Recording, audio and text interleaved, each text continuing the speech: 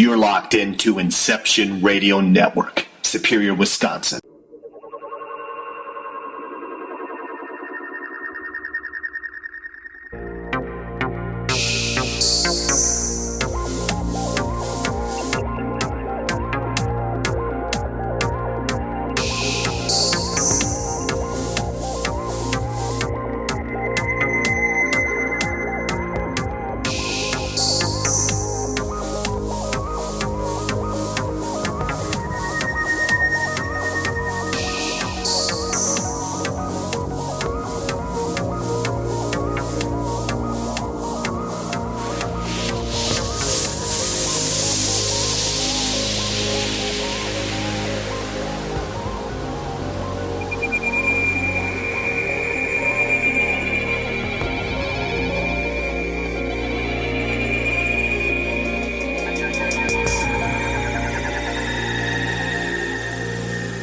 And now your host of California MUFON Radio, Lorien Fenton.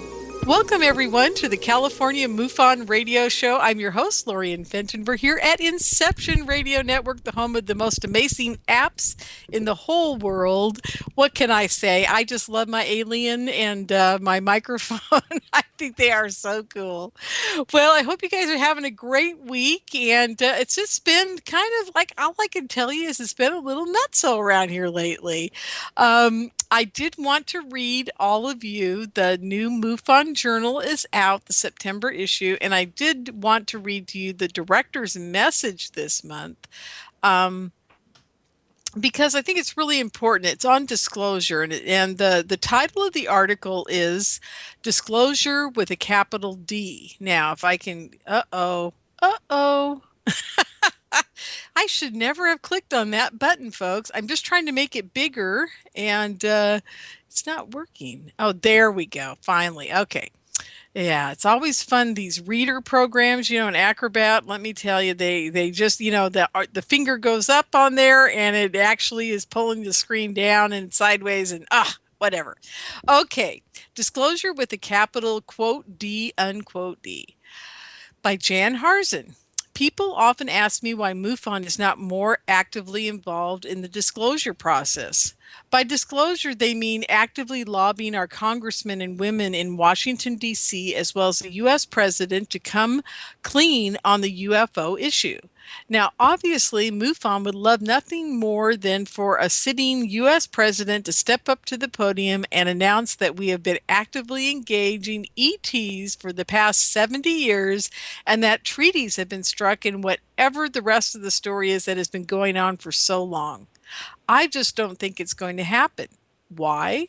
Very simply, I don't think any of our elected officials, including the president, have a clue as to what is really going on.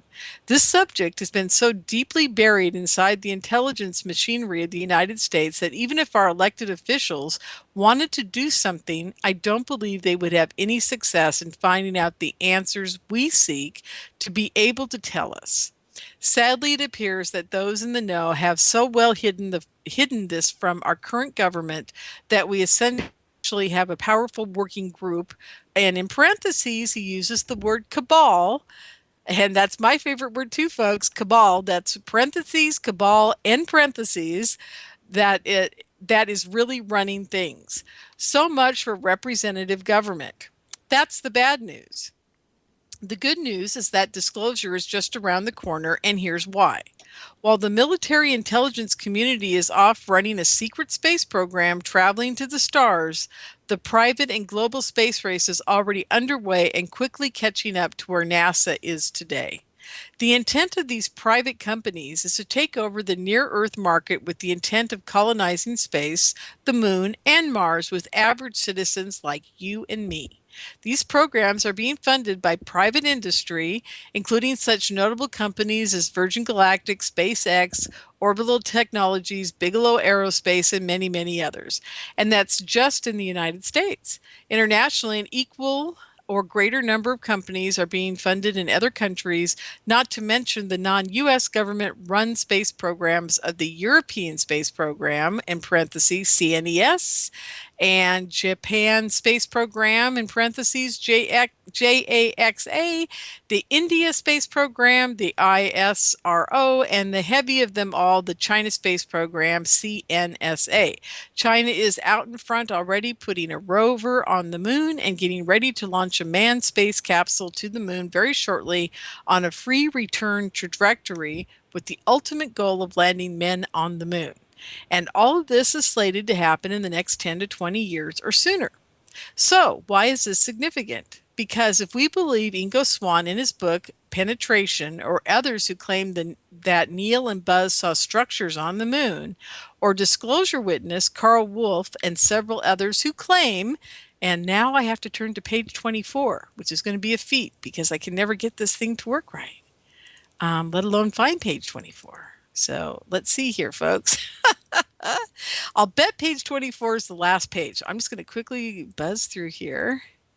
See if I can get to the last page. There it is. Okay. And here we go. Continued from page 2. To have seen structures in NASA's photos from the moon.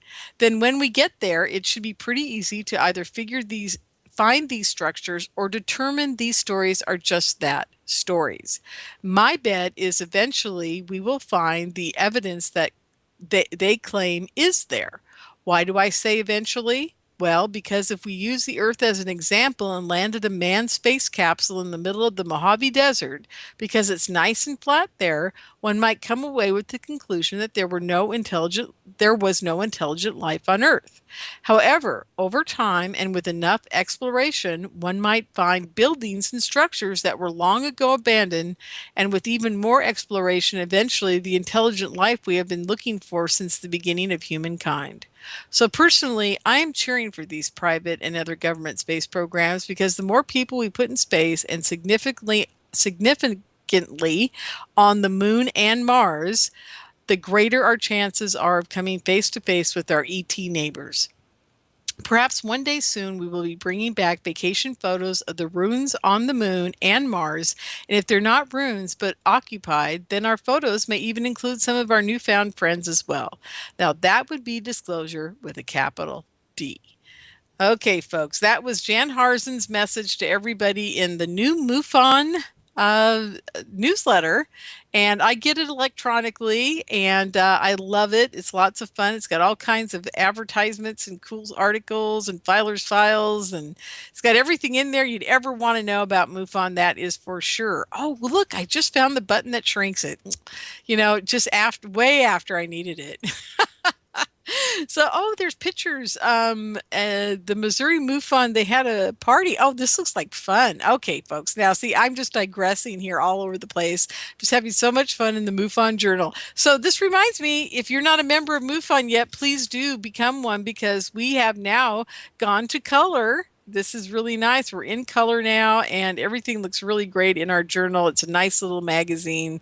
It's got 24 pages, and it's doing really, really well as far as getting all kinds of great information out there to people. So anyhow, okay. So what's been happening? Let's see what you guys are doing in chat. I'm going to close out this window and try to get on over to IRN. And let's see here.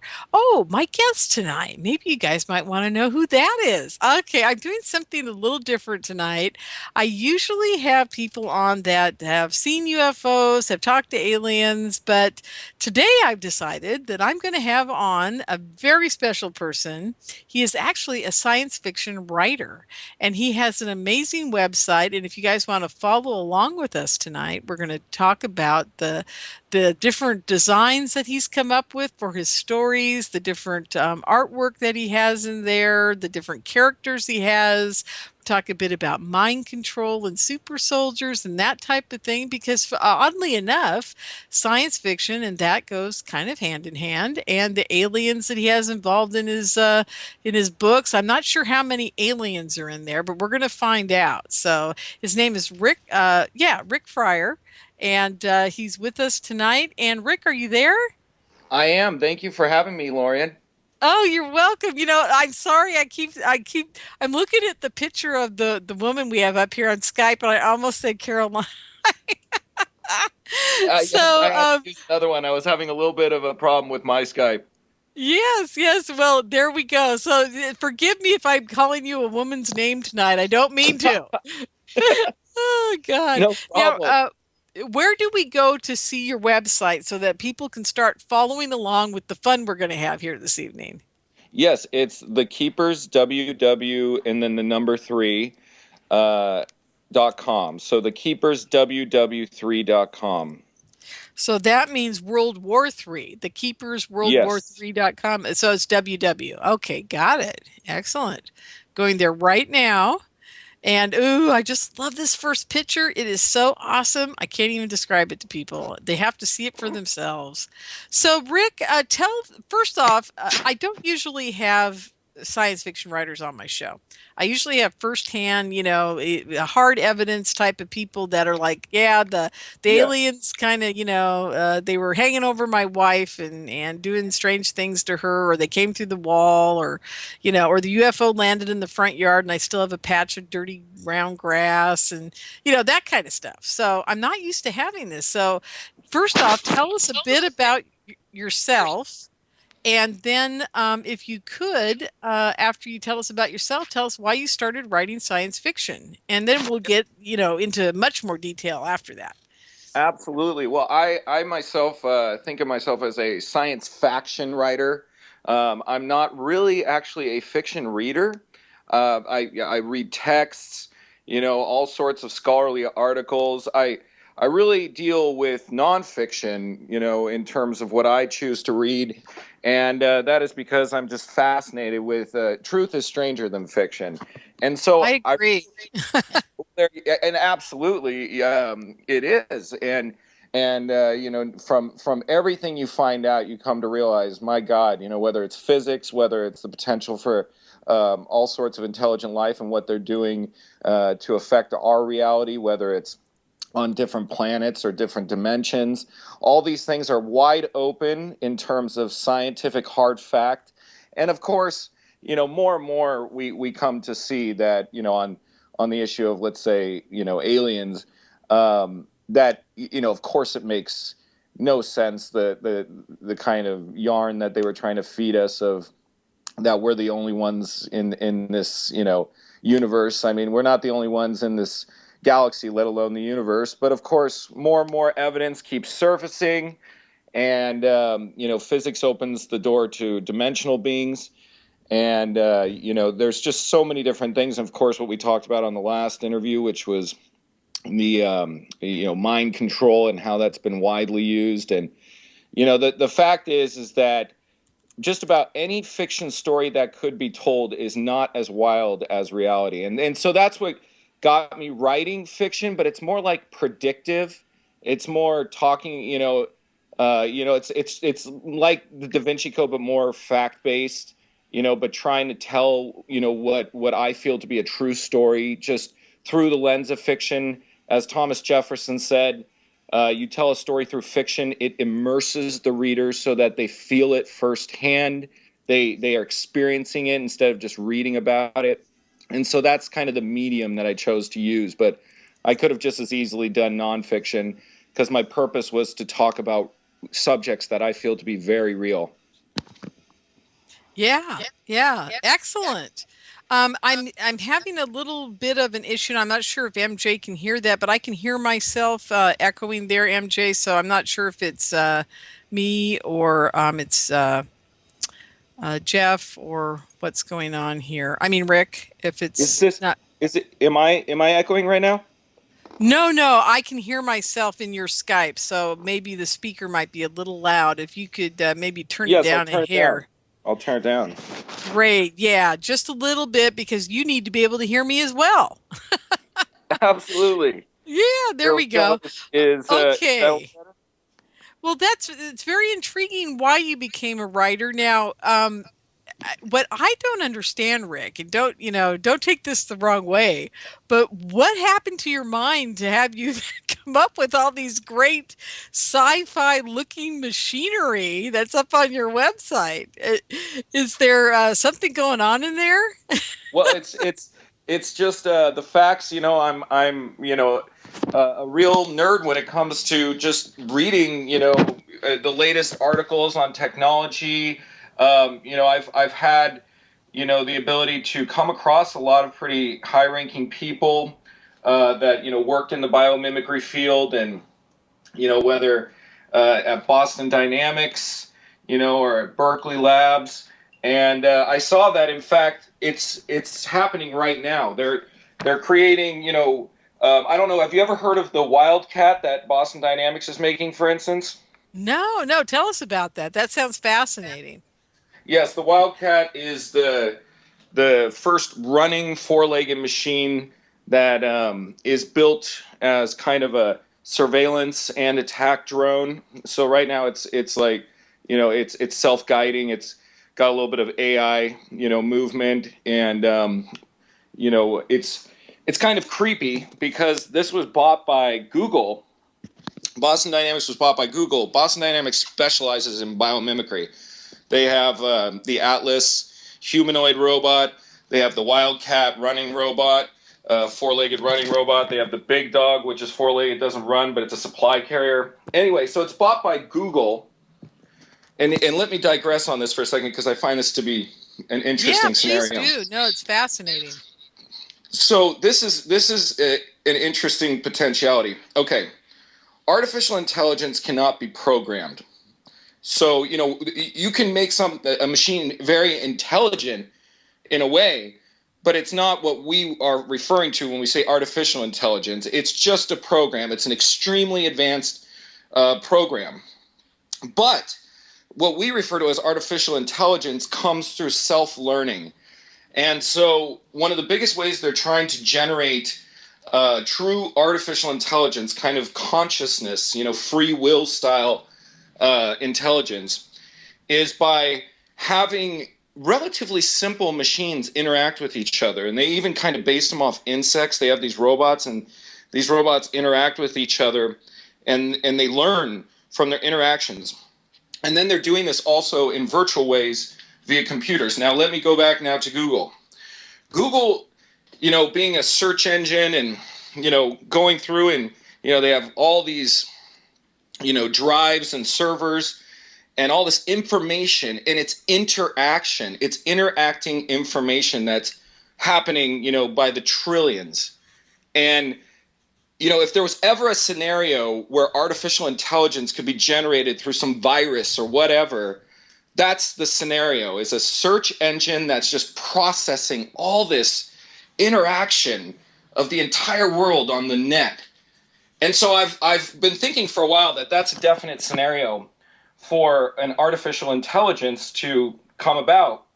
And now that they bought Boston Dynamics, it just seems like a total Terminator style potential paradigm of, a Skynet style artificial intelligence. And now it has all these, biomimicry weaponry things, that it has to work with, so that's just a fascinating concept. Wow. I didn't know that about Google, but it doesn't surprise me at all because they've been on the forefront of trying to basically mind control us through technology for a very long time now. What a better way to do it than coming up with the AI that we're all going to plug into pretty soon, huh? Rick, what do you think? Absolutely. It definitely, and then that's the thing. When I used to be a kid, I used to watch things like Terminator. I go, well, why the heck would they have humanoid robots? I mean, that makes no sense. Why would that be a threat? But the reason why, biomimicry is such a valid concept is that humans, animals, we of course are animals have been developing and evolving on this planet, since the beginning, pretty much. So you're talking about, hundreds of millions of years of evolving to in the battleground of prey versus predator, trying to get away or trying to attack. Now, and in this paradigm, over hundreds of millions of years, animals have created these forms, and these forms are most adapted for combat by default. And to be specific now, that is agility. Agility is the number one thing. For instance, in my books, I have cavalry vehicles, tank, basically replacement vehicles that are based off of cheetahs, blah blah blah. About the size of a tank, though. Probably wouldn't have a top speed that's greater, but the agility. If you've ever seen, of course, a cheetah go after a gazelle when it zigzags at blurring speed, you just Yes, and the most interesting thing about that I'm sure you're aware of is its tail. Without its tail being the rudder for it, it couldn't do what it can do. Yes. So I'm sure that your robot version of that is probably got a tail, right? Absolutely, it does, and it's almost complete. All of the vehicles are almost complete imitations, and sometimes people are naysayers about that. Most really get it, but when I'm at conventions and the like, at the Comic Cons and the Wonder Cons, there's sometimes people that go, "Oh, why would it look exactly like it?" I'm like, well, there's a reason that those animals look exactly like that. Every single thing has a purpose. And so it's not whimsy that I make it look entirely the same as the animal. There's a reason for that, and that's because there's a reason for these forms in the first place. Exactly. Now, we didn't get a chance. I've had Rick on another show that I do over on Revolution Radio that a lot of you probably listen to as well. And Rick and I did not get into the story about my drone in my house. Did we, Rick? Did we talk about that? Yes, we did. We did. We did. Okay. Well, you know right? what? I'm not sure that everybody that's listening tonight on this network actually heard that story. So maybe I'm going to bring that up. Do you think I should? Well, yeah, that was a great one. Okay, good. I'm glad you approve because I always wonder if I've lost my mind on that, and I'm wondering if I've told the story here on this network before. But if I haven't, here's the story in a nutshell, and this will give Rick a chance to think about it again and maybe come up with a different angle on it. I was, must have been 2008 or 2009. It was August, and I had gone out to dinner with my cousin and aunt who were visiting us, and came home to find that our refrigerator had broken and all the water had melted in the upper freezer, and it was on the floor, and there was, it's just a mess, and it's like 102 degrees at 7 o'clock at night. We're all miserable, and we just come out of an air-conditioned restaurant, and the house isn't air-conditioned, so it was, one of those moments. And we come in and my aunt goes, "Where's the wine?" My cousin goes, "Get me the towels." My roommate goes, "Oh God, we got to move all the food out to the freezer." And, everybody's kind of running around. And as I'm down on the floor mopping up the water with a towel, I look over to my left to our guest bedroom. And my big cat, he's pretty big male. He's half, I don't know what he is. He's just huge. He's got to be Mancoon and Norwegian forest cat is what I think he is. And he has the markings of a Siamese, but he's a polydactyl. He's got a whole bunch of toes and on all of his front feet and back feet, and he's just got an amazing agility. And one of the things that he can do that people don't know that cats can do, which is very odd, is he can jump straight up from a standing position like a Jack Russell Terrier about 4 feet in the air. And cats usually can't do that. They have to go at a slight arc to be able to do that. He doesn't. And my vet saw him do it once and he just about died. And he laughed and we both were laughing. He goes, "He's like a dog." I said, "Yeah, he is like a dog. There's something wrong with him." So anyhow, this cat is extraordinary. And he's very light in body. And he was supposed to be a twin. He's also kind of a weird anomaly. I guess I'm talking about my cat now. He's a weird anomaly. You ought to make one of your animalias out of this guy, Rick, because he's just so crazy. He has extra rows of teeth, and he has double the bone density in all 4 legs of a regular cat because he was supposed to be 2 cats. So he's just very odd. And so the vet just loves him to pieces because he's just like a mutant kitty. And I love him to pieces because he's just funny as heck. So anyhow, so this cat, I'm looking over into the room, back to the story of the drone in my house. I look over into the room and I see him playing with this big bug, and I'm like, what the heck? And I didn't want him to eat it because, as you all of you out there in radio land who have cats know, that they end up puking up more than they digest when they get into these things. So I'm thinking to myself, great, just what I need. I have to go clean up vomit all over the room when he's done, and dead bug parts and so yes, Jim Bob Short said he's an Anunnaki cat. Yeah, I think he is. I really do. I look over there and I'm like, darn, okay. So I run in and I grab whatever he's playing with. And folks, I'm telling you, it was the strangest thing. Now I did it so fast, but I did take a good look at what I had grabbed out of his paws. And it was about, and I'm doing it in my hand right now so I can see about how long it was. I'd say 6-inch length body, and maybe longer, maybe 7 with the head. And the wingspan was at least 8 inches, maybe a little bigger. And it had double the wings, and it was a very weird feeling to it when I grabbed it. It didn't feel like, it felt like weird plasticky flesh. That's the only way I can describe it to people, because it wasn't soft and mushy like a bug would be. It was just so weird feeling in my hand. And I took a really good look at it, and then I ran out the back. We have this back porch that's covered with chicken wire because this cat is, like I said, he's got extra toes. So what he does is he swings like a monkey on monkey bars, paw over paw, and then he'll swing himself up in the 360 and throw himself onto the roof.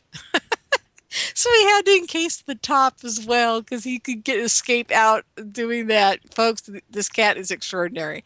Anyhow, so we had a gate built out there, the whole bit. So anyhow, I run out the gate and I throw the big bug into the marsh right there at my house, right by the boardwalk. We have a boardwalk that goes out to the water and the marsh. Our house is in the marsh and the water goes in and out underneath it. It's great in the summer, but folks, it's not fun in the winter when you're flooding. And so there we are. So I throw this thing out there. I see where it lands. I can see it plain as day. I know where it is. Okay.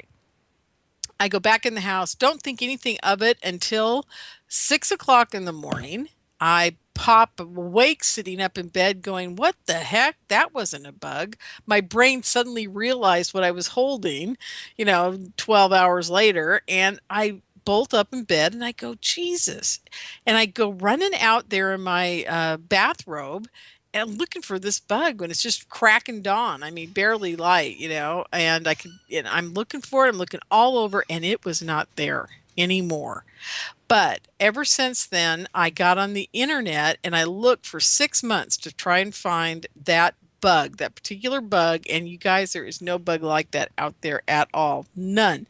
None that big, none that color, none with that wingspan. And the interesting part that was really interesting to me after I thought about it the next day was that the wings were not shattered and torn and ripped up like a regular dragonfly, which my cat has caught in a million times. And, I'm exaggerating, of course, but we live in a marsh. He catches them like, every other day in the summer, and he's always chewing on them and they disintegrate. Their wings are just very, they just fall apart when you touch them. So, they're strong, but they're not that strong. So this thing had none of its wings were ripped apart or falling apart or anything wrong with them. So I was very freaked out about that. Subconsciously I'm going, what the heck is this? So, anyhow, so the bottom line to all this, folks, is I really truly believe that I had a drone in my backyard, and the cat caught it. Now, we're up against the break. I'm going to tell you the last little part about that drone, and then we'll have Rick come in and give us his opinion about my drone experience. So everybody stay with us. We'll be back in just a few minutes with Rick Friar, the Keepers. We'll be right back. Welcome back, everyone, to the California MUFON Radio Show. I'm your host, Lorien Fenton, and we're here on Inception Radio Network. Don't forget to get your app. You can get it right there on the front page of the website. They're wonderful. I love my app. So I hope you guys do. It's lots of fun. I have a very amazing guest with us here tonight. His name is Rick Friar. He is the author of The Keepers, and we're talking a lot about like kind of sci-fi robotic stuff. And I was just telling you guys all my story about the day that I really truly believe to this moment, folks, that was a drone that came into my house. And now just to finish up the story for you, I live in Marin County, and there's a place nearby called China Camp, and it's a state park. And also I live in the Petaluma River near if you go right out my front my backyard a quarter of a mile, you're in the San Francisco Bay. So what happens here in the summer in August quite frequently, or it used to happen, it hasn't been happening as much lately.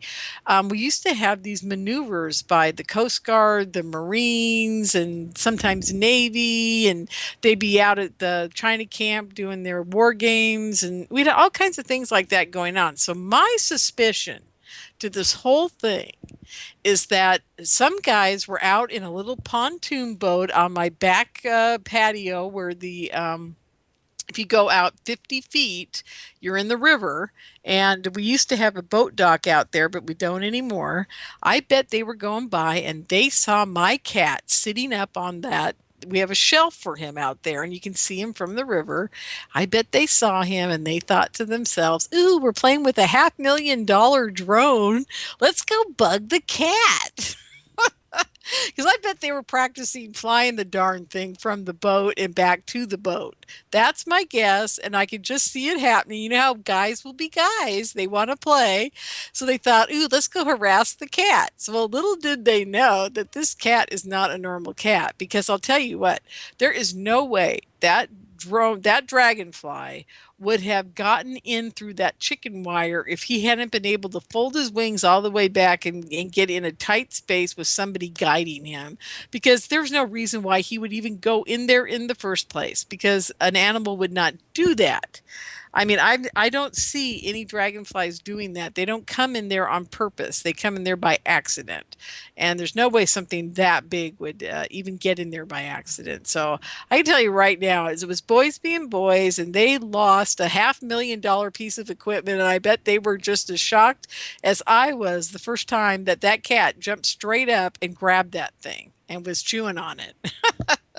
I bet there's still teeth marked to this day in that little dragonfly drone that they've got. So that's my story. I'm sticking to it. So, Rick, have you ever heard anything like this before except for from me? Oh, absolutely. I mean, they've had, insect-like drones for some time now, and they weren't in mass amounts, but they, the idea of an electronic device that's, masked to look like a bug, it's definitely something that's been going on for some time. They're mastering it more and more every day. They're also even, doing things where they can control insects. I don't know if you've heard about that. Where they? Oh yeah, I have actually. It's really scary. It is. It's very bizarre, but and they can do that with a lot of animals. This goes back to experiments done in the 70s they did it with bulls. They were actually able to radio control a bull, but with electrical impulses in its brain. But I digress. Yep. Yes, definitely robotic drones disguised as insects is something that has been going on in the military for some time.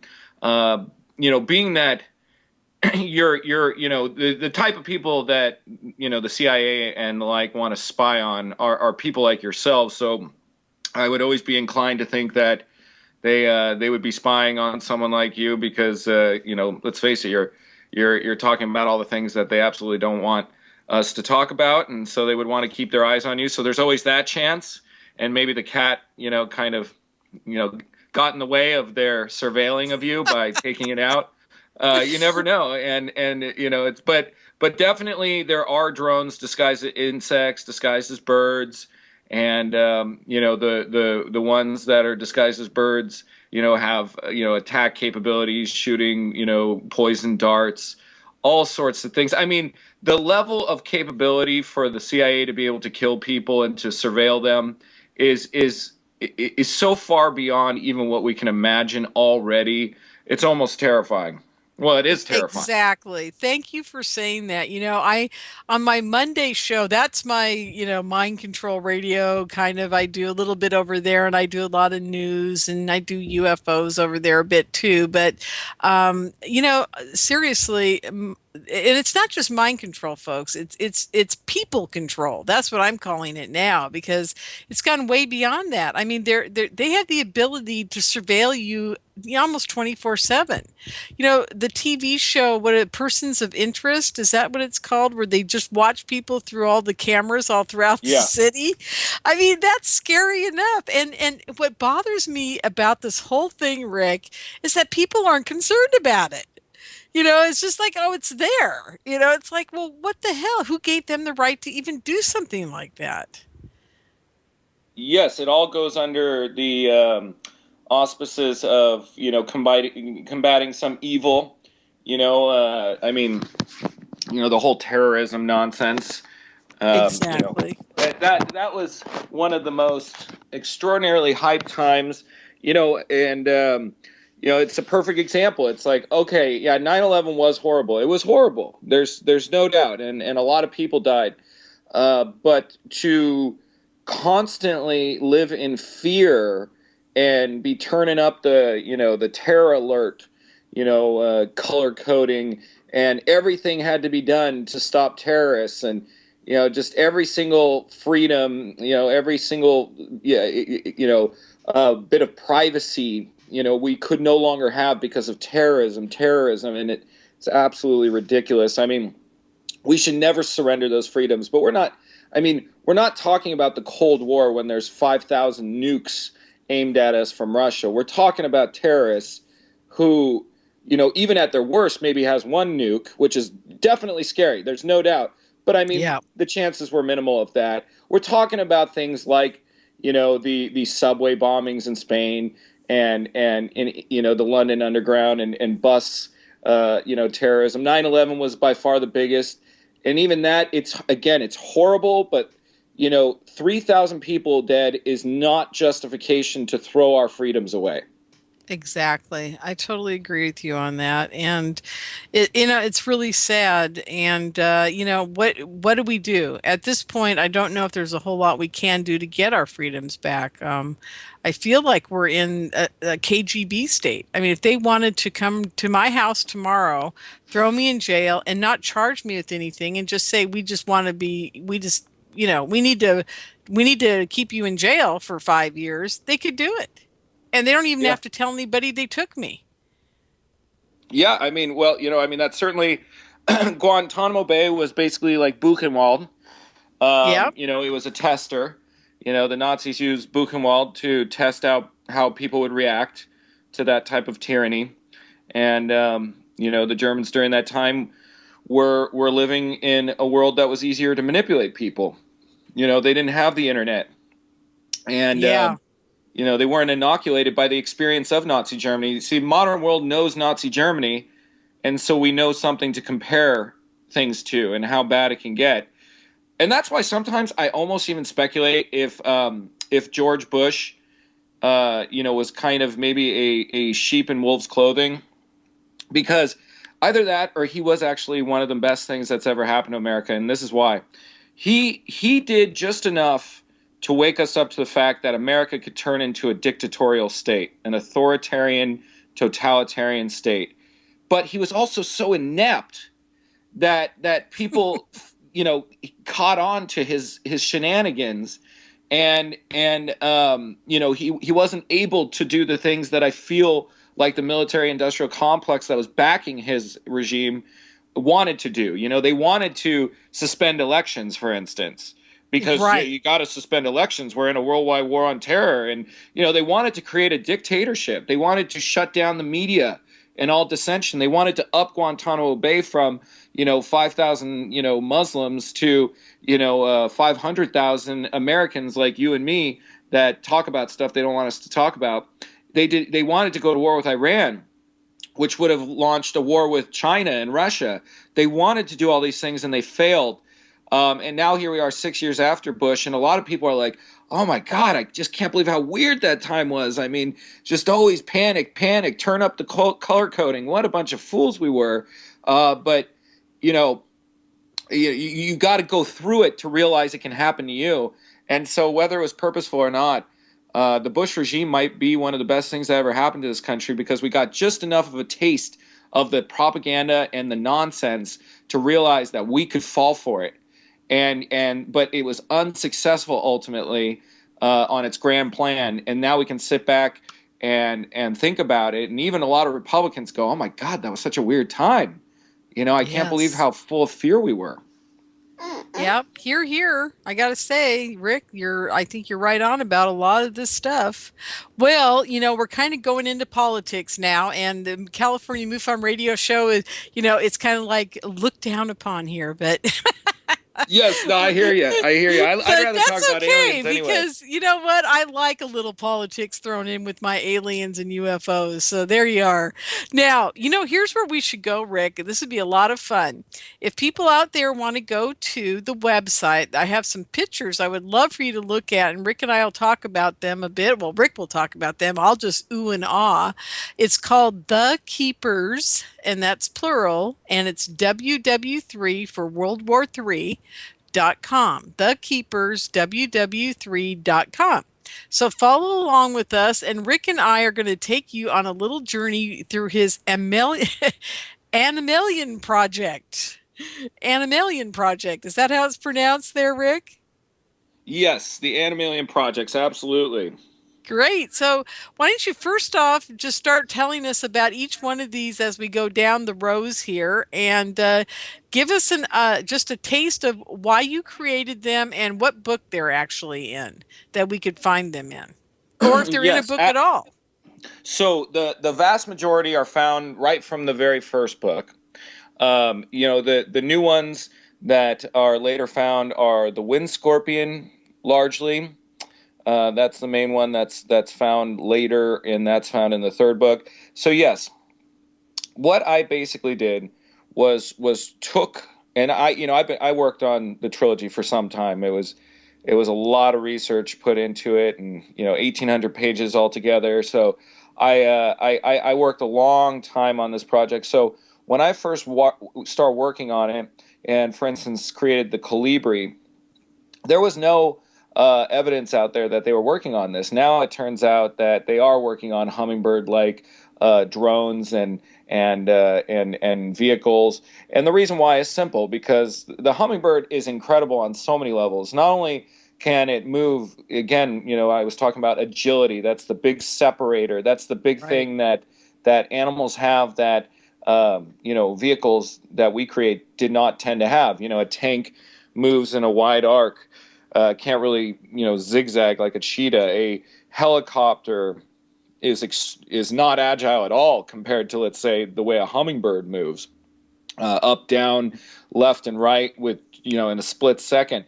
And then the stability, hummingbirds are incredibly stable in the air as opposed to a helicopter, which is very unstable. A lot of people, helicopter pilots always say, flying a helicopter is like being on a unicycle on top of a beach ball.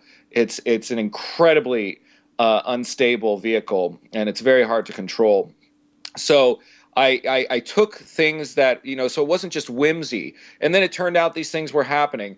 So the Panzer, is the tank, the cavalry vehicle, which, funny enough, is much more like the original cavalry, the horses, the four-legged animals that we used to ride, that were the cavalry. And then cavalry became tanks, heavy cavalry.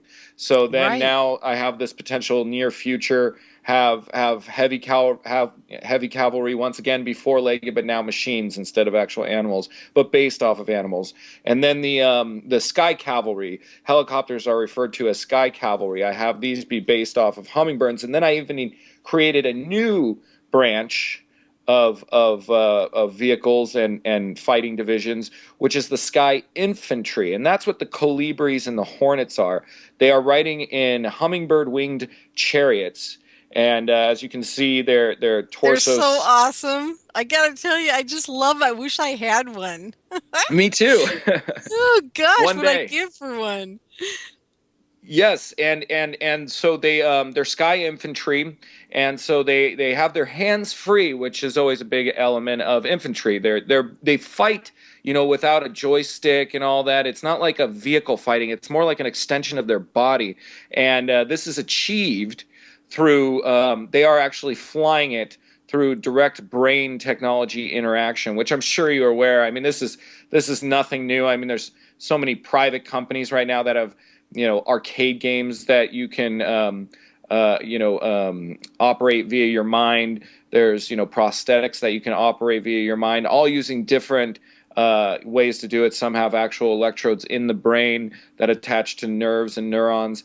Others read brain waves by being attached to the skull, and even now they have helmets. The military's been working on this for some time. That Right. It doesn't even have to be against the naked skull. It could actually read brain waves through hair and all. So that was a quantum leap in technology that's recently happened, and so this is how they pilot the Colibri and Hornet sky infantry chariots. And that's how they keep it's absolutely amazing. So we just talked about the Colibri and the Hornet. The Panzer. Yes, and then there's the Sidewinder, for instance. This one was built off of the idea in World War II. The Nazis created the wall, the Atlantic Wall. And you may have heard of it. And it was when you watch Saving Private Ryan, how they're coming up against that fortified wall structure. That's the Atlantic Wall. And so they built this massive wall, just all over France, facing Britain to halt the foreseen invasion of the Allies via Britain. And it was incredibly strong, but its biggest problem was that it was still. So the Allies, it would take a lot of bombs to take it out, but they could drop that many bombs on it because it's not going anywhere, and it's easy to drop bombs on something that doesn't move. So eventually they were able to drop enough bombs to demolish it. So, one of the biggest things that they would always talk about is how that was a bad idea and everything. It was a good idea on one level, just looking at it from, war strategy concepts. But anyway, they would always say if only there was an in-between of it. And so it dawned on me when I was making these biomimicry vehicles, I was watching a Discovery Channel show and watching how the Sidewinder moves, in that sideways fashion where its length is traveling fore and back. So I realized, my God, this is the type of thing that they are envisioning in that strategy. It's essentially a moving wall that's able to go back and forth. And one of the biggest elements of why a wall, it's the same thing as a battleship line. Battleships always have to turn their length to really fire all their armament because they got all those guns, right? And those guns, they can't be all on the front or the back. So it has to turn its length towards the opponent to fire all of its firepower. And that's the same thing with a fortress. It's got its lengthwise, and it's got all this firepower. So you want to be able to move this length and face it towards the opponent, but you also want to be able to move, and that's where I came up with the Sidewinder. Wow. Awesome. Really cool. Hey, one of the guys in chat, Analog Hole, I'm going to mention his full name here. He says the idea of controlling machines with the mind has been a popular sci-fi cyberpunk idea for years. Yeah. And he's right, it has. But what's interesting to me, because I'm a huge old-time science fiction reader of the old guys out there.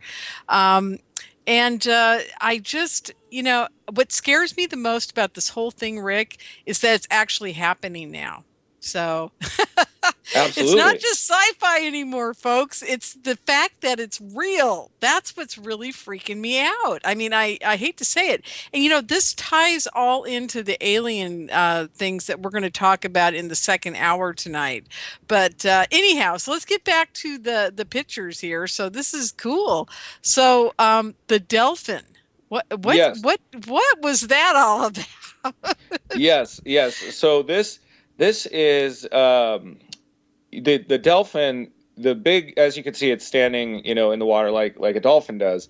And the big reason why is because lasers are going to become a much greater part of military armament, as time goes on, because they're relatively efficient as they become more powerful. They're just far more efficient and less dangerous to the occupants. For instance, a battleship, if it gets struck in the wrong area by a shell, it will blow up the whole of the ammunition, because of course battleships are carrying a bunch of explosives essentially, and so if the opponent's artillery manages to hit where the shells are being stored, it blows up the entire ship. So it's very precarious. So for a number of reasons, and also the efficiency, because you can actually through solar power regenerate the lasers. We're going more towards Yes. lasers. However, I just read an article today, or I was watching it. I think it was on ABC, NBC, that they're mounting these lasers on the backs of Humvees and stuff, right? They're called absolutely. BAD or G-BADs or something. Am I remembering this correctly? Well, I Do you think know? you might be thinking of the relatively non-lethal ones, or maybe I'm not. But Well, I it's a know. non-lethal, and it goes after drones. That's what I'm remembering now. Okay. Yes. Yes. Yes. Absolutely. Those are probably the X-ray ones. Yeah. I mean, ever since Reagan's Star Wars, this has been something that's been heavily pursued by the military, and lasers have have incredible firepower. I mean, they're working on lasers right now that where the laser strikes, it's like ground zero of a 1 megaton nuclear bomb. So the power is incredible, and so that's definitely where we're heading. And if there ever was a world war, hopefully there is never another world war. But if there was, lasers would be pretty much the main armament, especially for larger vehicles such as battleships, which is essentially the Delphin is like a cross between a battleship and a submarine. It can be above water and submarine. And the reason it stands up on its tail is, again, it's not whimsy. It needs that height to be able to fire the laser as far as possible, because, of course, lasers need a direct line of sight. That's the one problem. A battleship can fire over the horizon, lob a shell up at an arc, and have it come crashing down in the far distance. But of course, a laser can't arc; it just shoots in a straight line. So the Delphine is based off of the Dolphin, so that it can get up on its tail in the water, get 120 feet off the water line, and thereby be able to fire that drill bolt cannon that is on its on the bow of the vehicle. Wow, it's absolutely beautiful too. That's what I love about it. And it's just the elegance of machinery and technology that I loved, and I just love that you design. Now, did you design these and have someone draw them for you, or gave them the concept, or did you draw all these? Well, I drew the Colibri, the Hornet, the Panzer, the Shark, and the Bald Eagle. I did not do the 3D ones. I drew the beginnings of those and then handed them off to a great 3D artist named Sam Plants. He lives in Alaska. And, yeah. Yes. Wonderful, because these are absolutely beautiful. I mean, besides being stunning and stunningly perfect for warfare, they're absolutely gorgeous. I wish we could just have them to ride around in without the guns on them. How's that sound? Wouldn't that be nice? Absolutely, yes.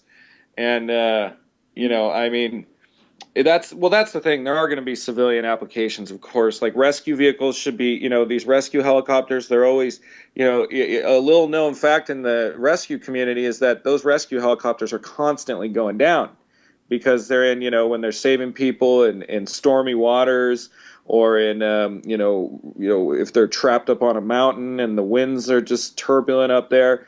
Helicopters are not very good at rescuing people, and yet they're the only thing we have that functions at, that's really good on that level. So, hummingbird-like vehicles that will be used for especially rescue operations is definitely probably the single biggest application of one of these biomimicry vehicles besides the military.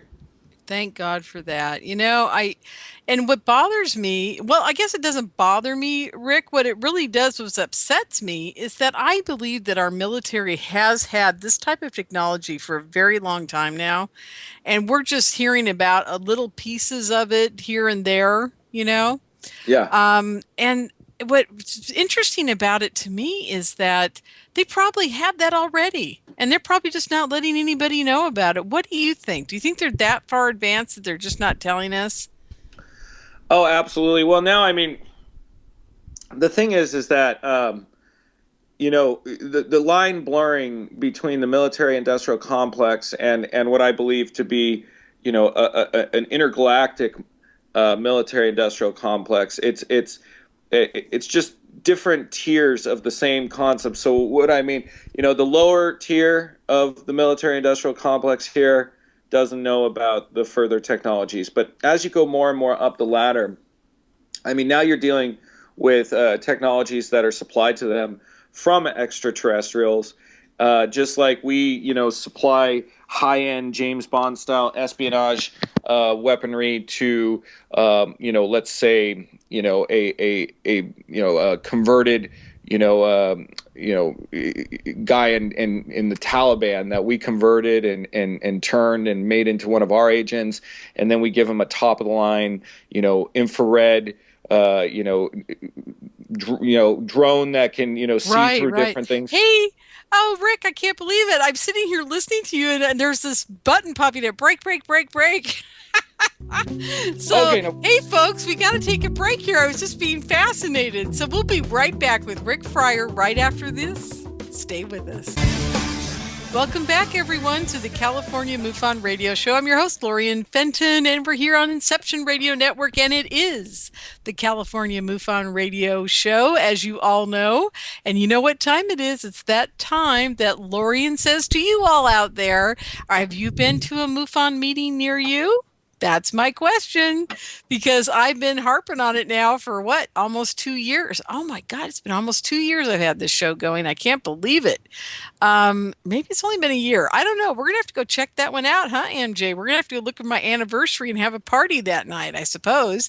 So anyhow, I really, truly believe this, folks. I believe that MUFON is a wonderful organization. I have so much fun with it.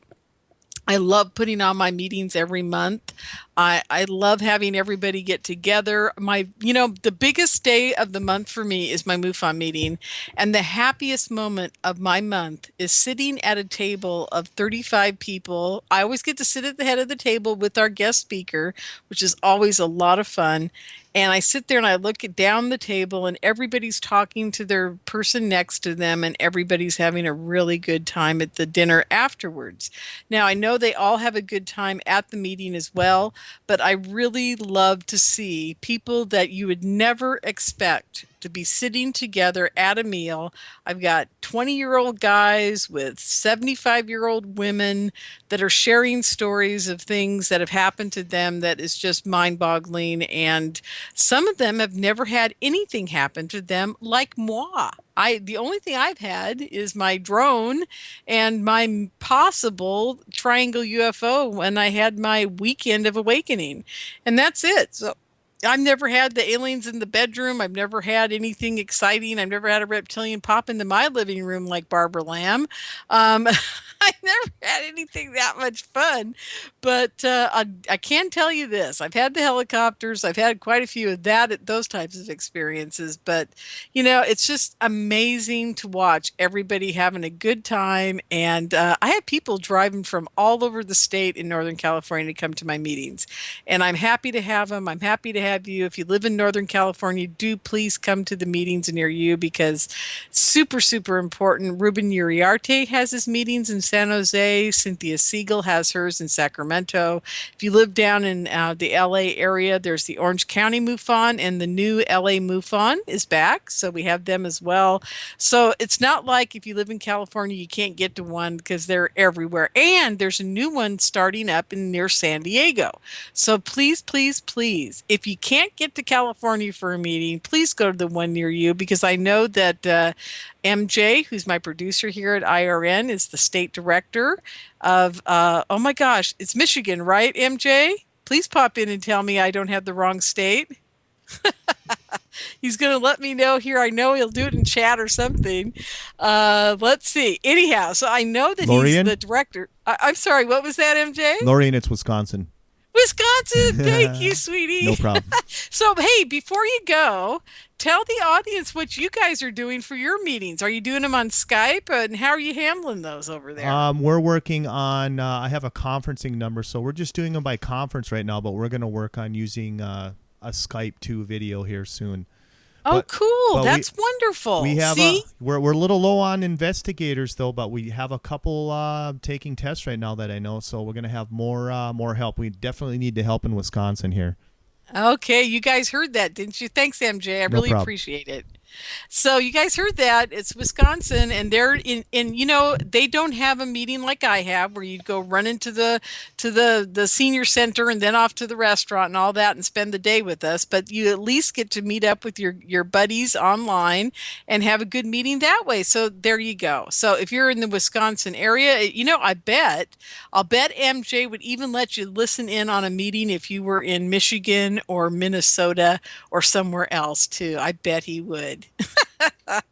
So there you are. Okay, everyone. So that's it. That's my portion. Get to MUFON.com. That's MUFON.com. Join MUFON. Get to a meeting near you. Check out the chapters on the MUFON website. Please, please, please go be with other people of like mind. It's really important that you do. As you all know, I have one other thing to say about this. I think it is a Google, NSA, CIA, Facebook, and I'm going to go on and on. It's all of their faults that we don't get together and see each other in person. And that's the most important thing out there right now, is that you guys all find each other in person, because seeing each other face to face is an extraordinarily different experience than meeting people on Facebook or, whatever it is you're doing out there. Now, well, I'm going to go into that on another day. I'm going to talk about energies over the radio on some show, and I'm going to bring in an expert on that. And it's very important, because that is another important part of this whole thing too. But like I said, meeting face to face is really, really important. So there you are. Okay, folks, enough of the MUFON for tonight, even though they're my favorite group in the whole world right now. Let's get back to Rick Friar. Rick, are you still with me? I am. I was proselytizing again. No, that's you're absolutely correct. There's nothing that beats actually being with people face to face, direct human interaction, nonverbal signs. For instance, in politics, one of the biggest things that good leaders and people who are actually trying to avoid hostilities do is meet face to face. When you meet face to face with someone, unless they're just the worst, souls on the planet, you end up actually seeing their vulnerability. You see them as a human. You see it in their eyes. You see their emotions that go behind the angry words that they're saying to you and about you, and you resolve these things thus. When you just hear them, and this is just one example how it's used in diplomacy, that's why a smart leader always meets with their opponents, whether it was JFK and Khrushchev. They didn't agree on anything. But you know what? They met face to face, and a lot got resolved that way. Absolutely, and that's just one example of why direct human-to-human interaction is something that we're all having less of in this modern era, and we actually need more of it. Absolutely. I totally agree with you on that. Well, you know what I'd like to talk about if we could? I'm going to switch it up here again on you. And folks, if you can, please get to the Keepers www and the number 3.com, the Keepers www3.com, and finish checking out the pictures up here on the I got to close out the window. The Animalian Project. It's very important that you see these because they really describe a lot of what's coming into the future here. Also, one of the great things that Rick has done on his website is he has Animalia videos. He has mind control technology in there. He also has synthetic muscle machines up there. So I want you folks to check this all out because I think that this is related to alien contact. Now, we may have developed all this on our own, but I have a sneaking suspicion that we've had a little bit of intervention. Now, whether they're coming here in 3D reality, I don't know. Whether they're influencing people like Tesla, maybe.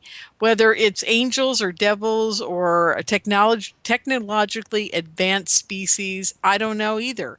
But I think there is something that has sparked humankind, mankind, or womankind to go ahead and come up with these kinds of concepts and help them along with their development.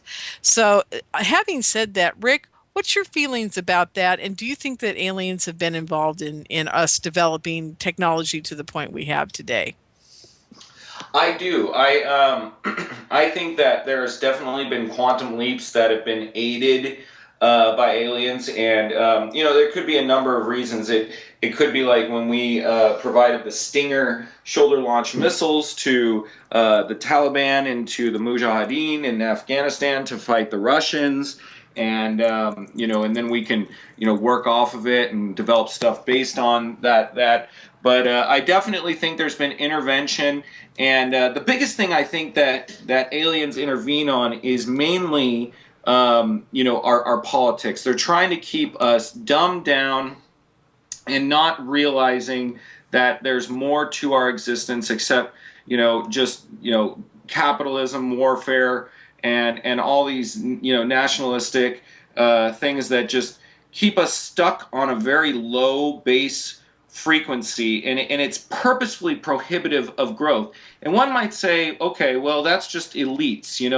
There's elites, and they want to be in power, and so they want us dumbed down, and they want us to be sheeple. Okay, that's fair enough. But then when you realize the self-sabotaging element, for instance, with nuclear war or environmental degradation, you say, well, where are these people going to live? We all hear that they are going to, make their biospheres, or they have all these caverns that they've been digging up cities underground. And that's all well and good as a potentiality. But is that really what they want? Can they be that insane that that's like a legitimate paradigm for them? That they, it's not logical.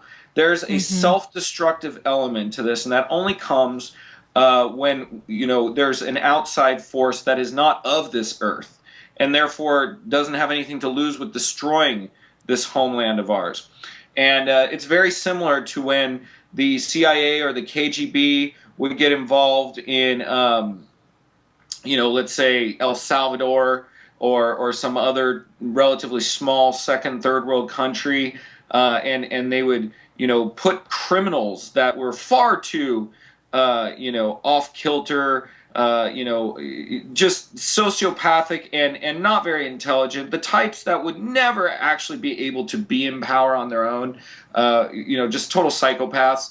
But they're given the strategy and the technology from, the CIA or the KGB, basically first world major powers, and their major function is to oppress the people, either allow some sort of resource to be, exploited, or just keep the people down, period, because they see them fundamentally as a threat.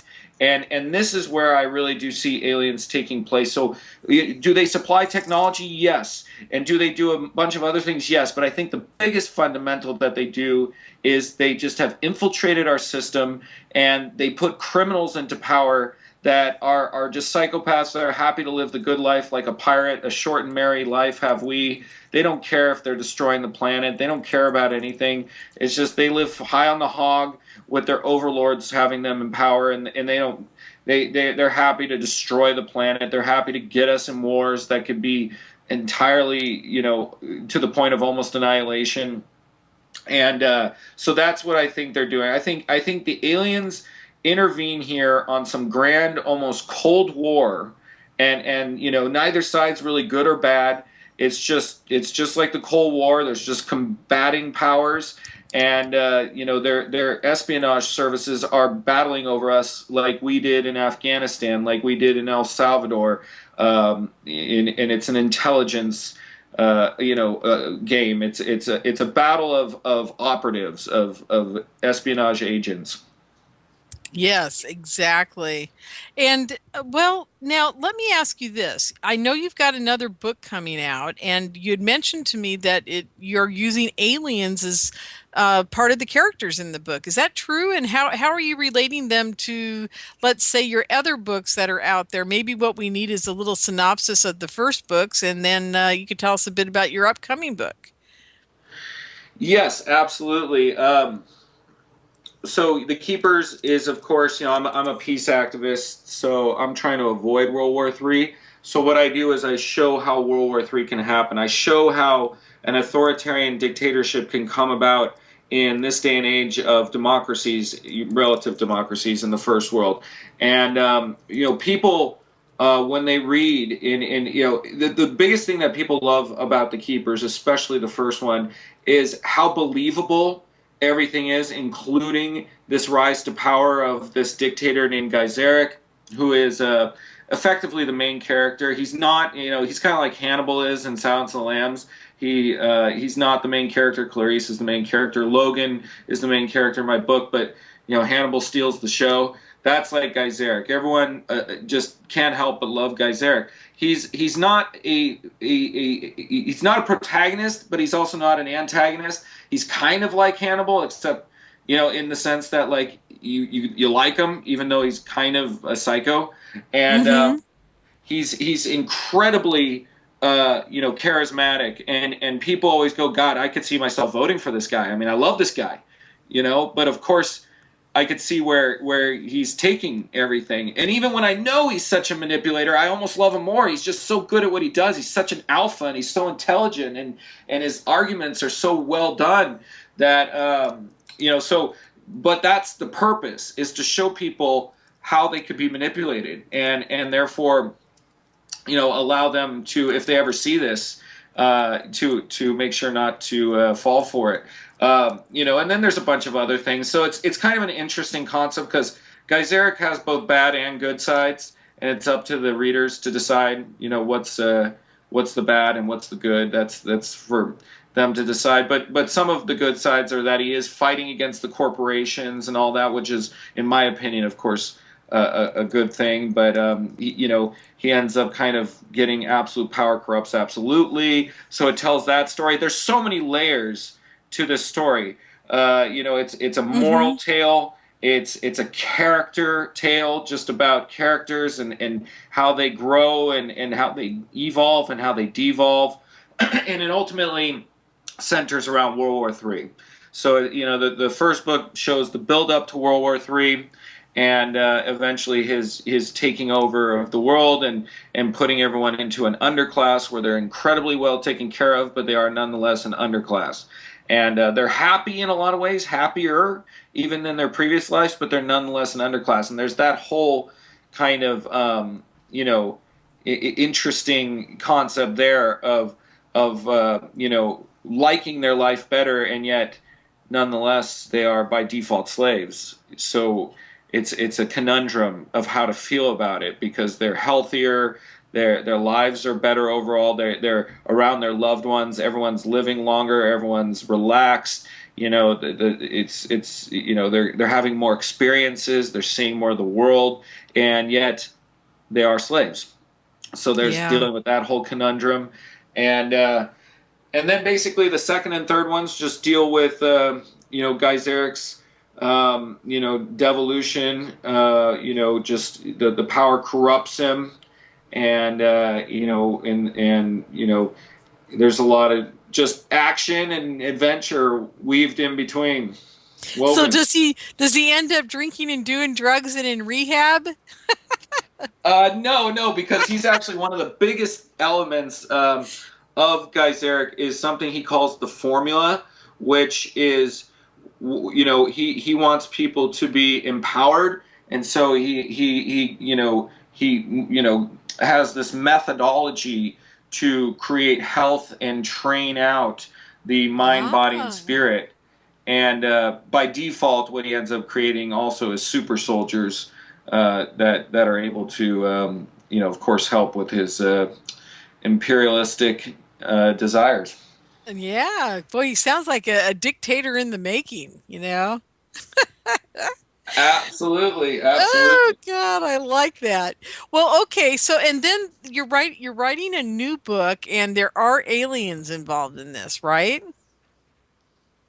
Absolutely. I'm working on two simultaneously. I'm working on one about Atlantis. It's called The Golden Thread, and the golden thread, of course, is the thread in a tapestry that if you yank on it, everything unravels. And so that's that one. I don't yet have the title, but I've been working even longer. I have a bunch of different titles, but I haven't settled on one for the one about aliens. It's kind of based off of the model of you know, the conquistadors, espionage in the modern era of KGB and CIA. And what's the overall point is that you know, it deals with the small. You know, I mean, for instance, Independence Day has always been kind of ridiculous to me because the size of the alien armada that attacked planet Earth is so ridiculously large and overpowering. There's just no way we would have beat it. And we certainly wouldn't beat it with a virus, as if that was a novel concept, as if these super, you know, technologically advanced aliens had never considered, you know, a virus taking over their computer. I mean, it's absurd in some levels, at least in my opinion. So what I've been working on for a long time is showing more how first world powers, you know, take down or infiltrate, you know, lesser powers. You know, for instance, the conquistadors of Spain.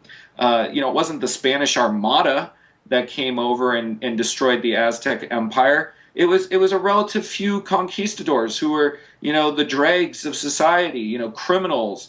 You know, there was maybe 500 of them. It wasn't, you know, the 100,000 Spanish Armada. You know, it was 500 criminals. You know, with you know, different kind of, you know, dashing leaders. But other than that, it was just a ragtag group that was able to take down, you know, empires of 25, 30 million people with, you know, relatively advanced, I mean, awesome, you know, architecture and the like, but nonetheless, our technology with our guns and our metal and all that allowed us to conquer them with you know, infinitely less. And then, of course, so I deal basically with the infiltration and then a full-on battle, and that's the centering of the story. Is that it starts with the main character becoming aware of the infiltration, and then later,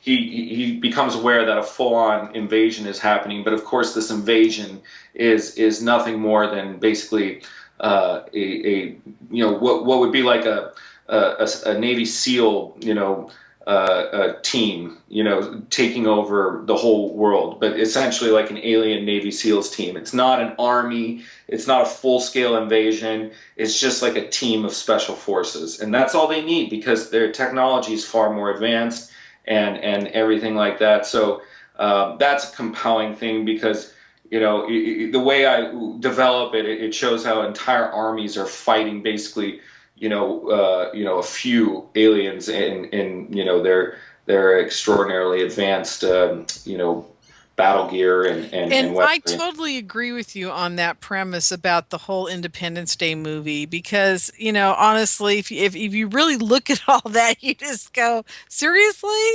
You think we could have done that? I don't know that we would ever survive that type of attack, honestly. Just too much of a really too scary. And when we come back from the break, we're going to have it in just a minute. I'll tell you guys all about my dream about the invasion of the planet. So stay with us. And I've got my good friend here, Rick Friar. We'll be right back after these messages. Welcome back, everyone, to the California MUFON Radio Show. I'm your host, Lorien Fenton. We're winding it down tonight with my good friend here, Rick Friar.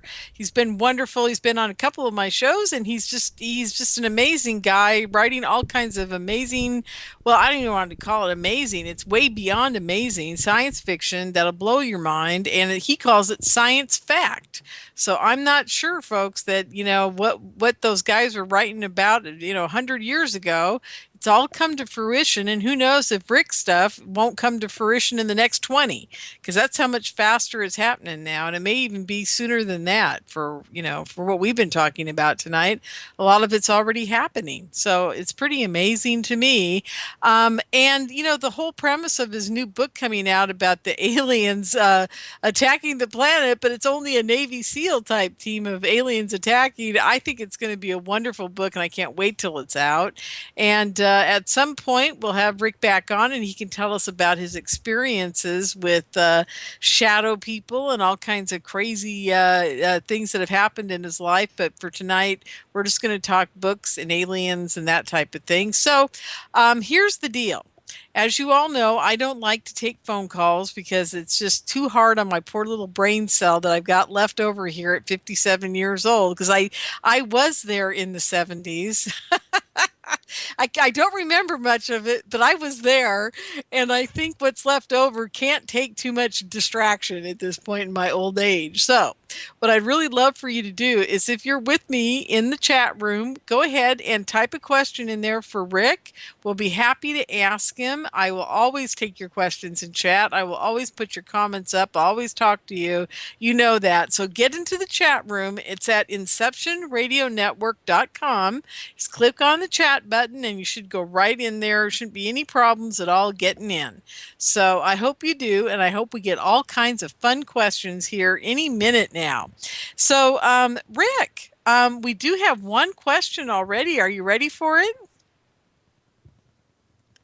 I know. There you are, looking for that mute button. We always just sit here and we hold our breath until the mute button is unmuted. So anyhow, okay, the first question comes from Durhuff. And he says, Lorien, where does Rick get his concepts from? Raw imagination or dreams or what have you? Thanks for asking. And before we answer that question, Rick, I'm going to tell you and the audience quickly about my invasion dream, okay? And then you can skirt it or talk about it or ignore me after I'm done. But I have to get this out there. In my invasion dream, I'm looking up to the night sky, and I see hundreds and hundreds of spaceships coming into our atmosphere. And I can see them just coming down and down and down. And they're not huge, but they are definitely there. And one of the aliens gets out, and they look like us, but they're all kind of zombified. They're kind of like the humans in The Walking Dead, but not quite that bad. They're still human. They don't look like they're sick or anything, but they're just very robotic. So I was beginning to wonder in the dream if they weren't robots that were made to look like humans, so the invasion would be harder to tell. So they look like us, so who do you kill? Do you kill somebody that looks like us, or do you kill the alien? So I thought it was a perfect disguise in the dream. So that's the first thing that happens. And then I remember I'm living at that point at a place that has a barn. I actually have fulfilled my dream in life, and I'm living on a farm. And I run to the barn, and I can't find any weapons. And all I can find is a 2x4.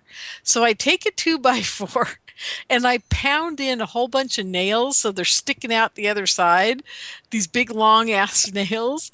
And I've got like 8 of them in there, and I'm going around whacking these guys over the head with the end of the 2x4 with the nails and killing them that way. So there you go. And then I wake up.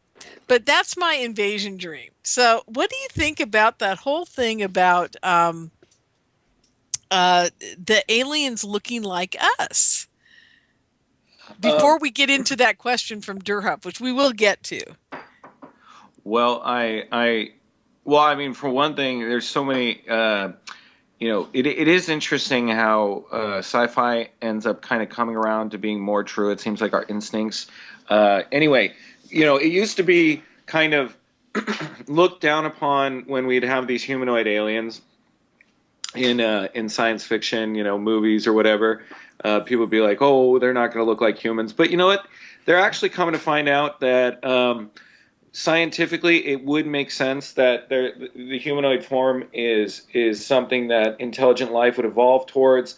There's a lot of reasons why we are, why we do have this form, in terms of, whether it's how our hands and arms are shaped, and being able to help us use tools, the fact that we stand upright, which gives us the ability to gaze out onto everything and really be able to take it all in, forward-facing eyes, all these other things, that are contributed to our ability to become intelligent. So there's that whole element of the fact that the truth is that intelligent life out there might very well look, pretty human and just, with mild differences. So there's that element.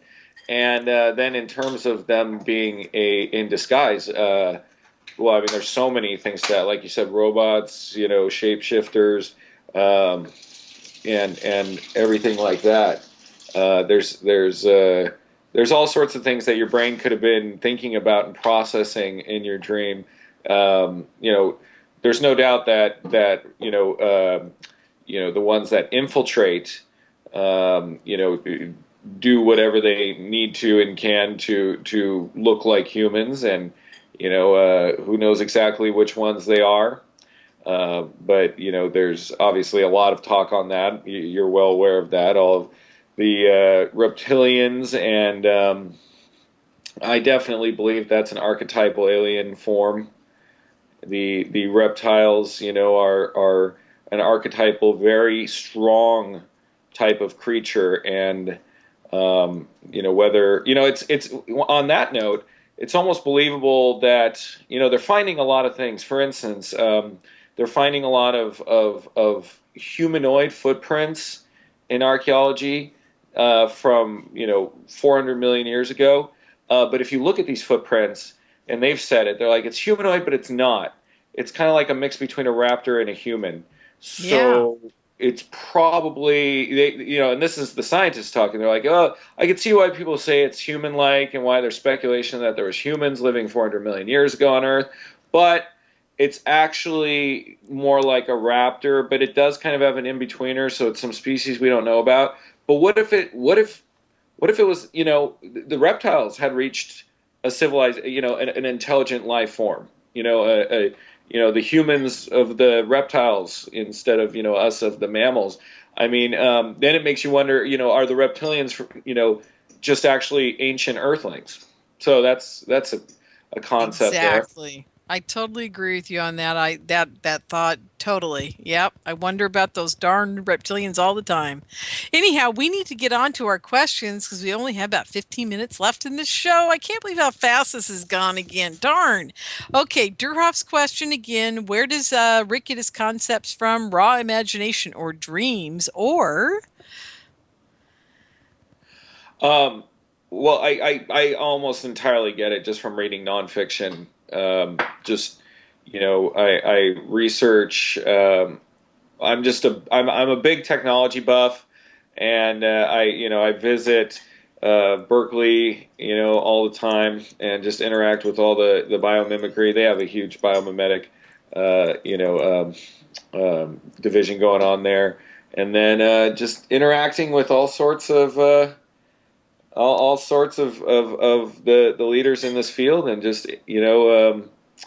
getting input, of just knowing the facts out there, and then seeing where it all ties into, and that's where I guess the imagination comes in.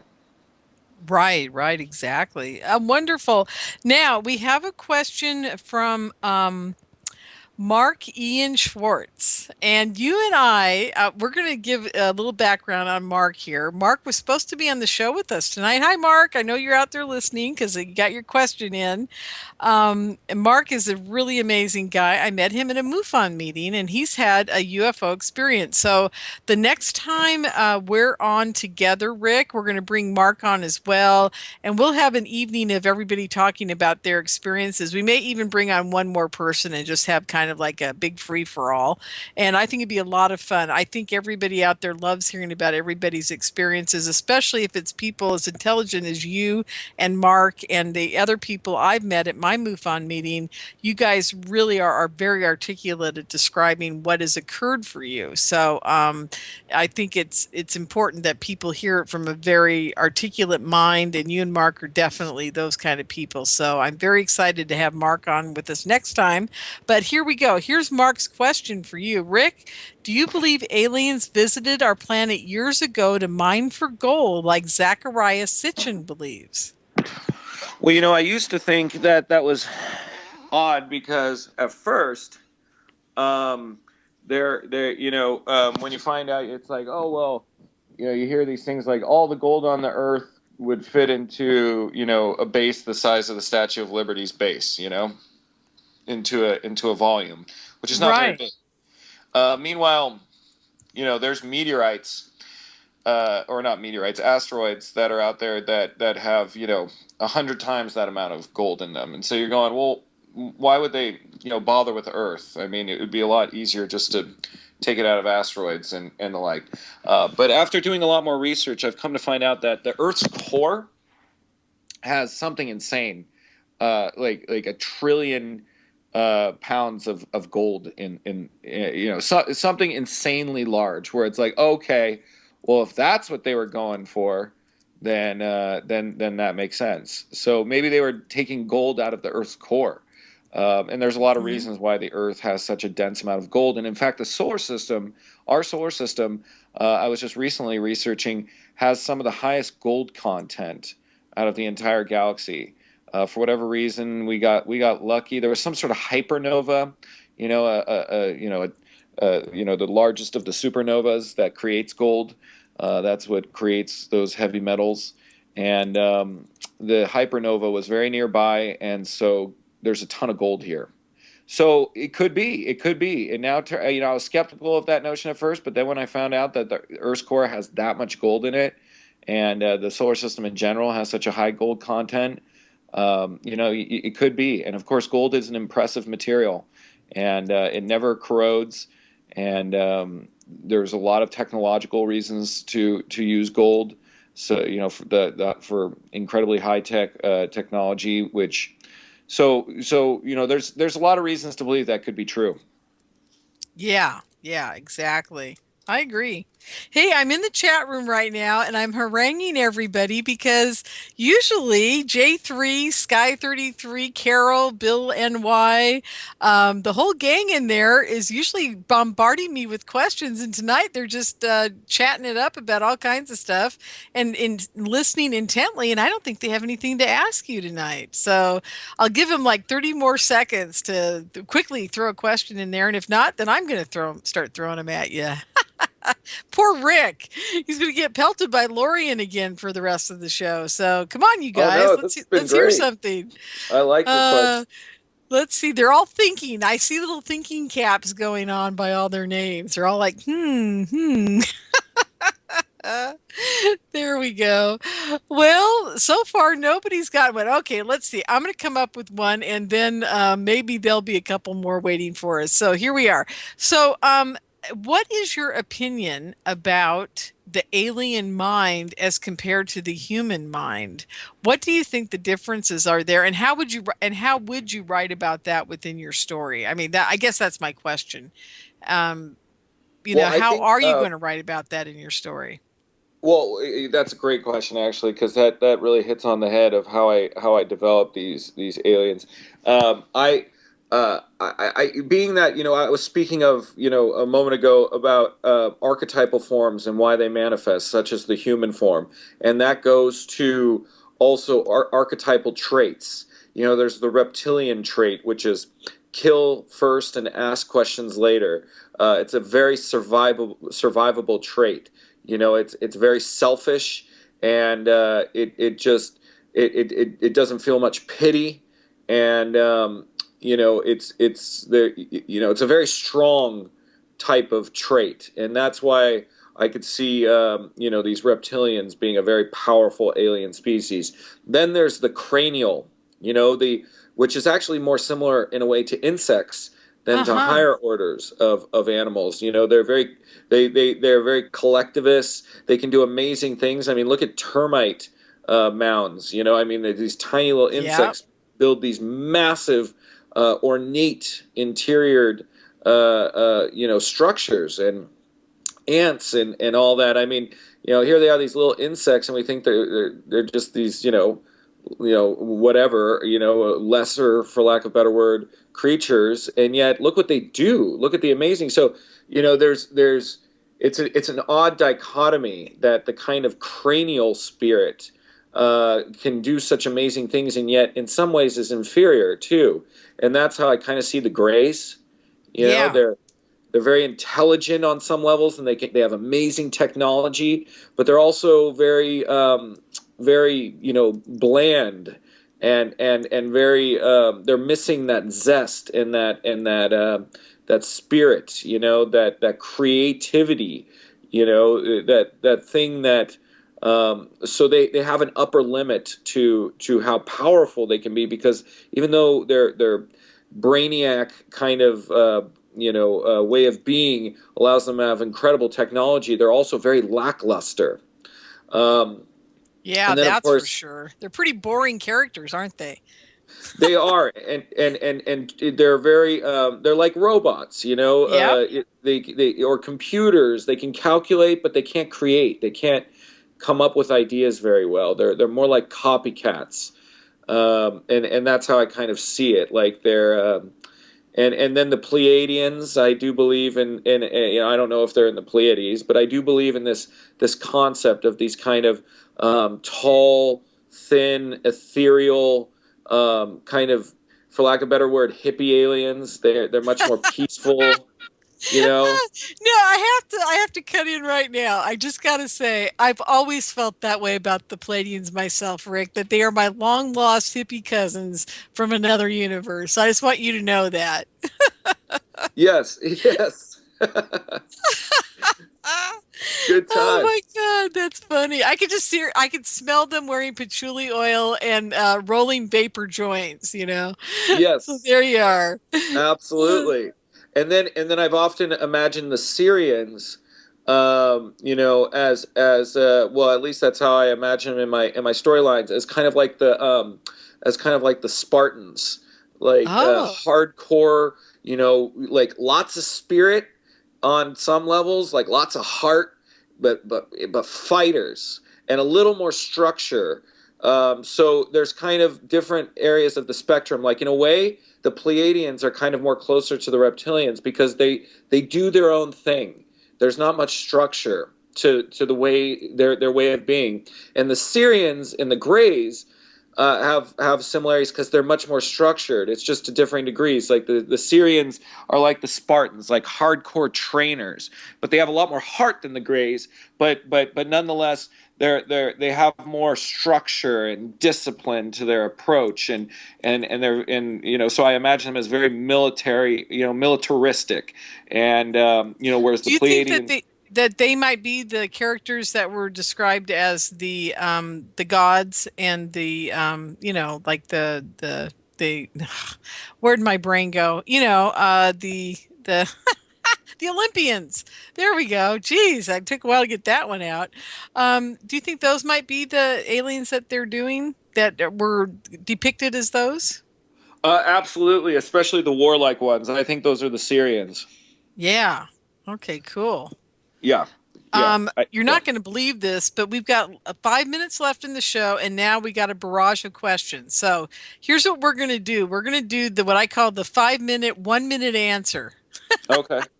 Cool. So that means I'm going to throw the questions at you, and you get 1 minute to answer each one. Okay? Yes. I don't like doing that to people, but we're kind of stuck now. So here we go. First question is from Carol. Could it be that the reptilian aliens went to space a long time ago because their scales could get them through the Van Allen radiation belt, and that they are primitive us? In other words, they're protected going through all that radiation because of their scaly skin. What do you think about that? Well, I haven't thought of that specific scenario, and that is a very interesting thing to look into. I will say, going back to what I previously said, is that I strongly believe that, mammals existed on this planet, let's say during the mammal age, when mammals really had their rise to power. It's been about, let's say, 55 million years. It took them a minute to kind of get into gear. Anyway, and then humans came out of that. So, on the other hand, reptiles, were on this planet like about 300 million years. We're at their primacy for at least 100 million years.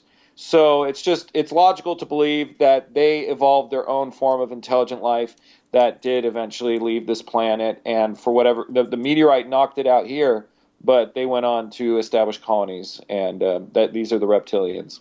Cool. God, Carol, see what kind of great answer we got here. Okay.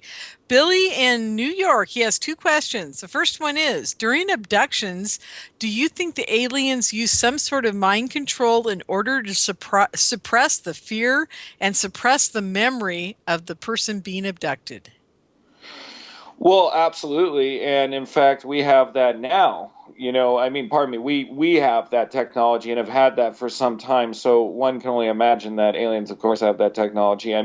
There's more ham-handed, ways of doing it, such as just electroshock.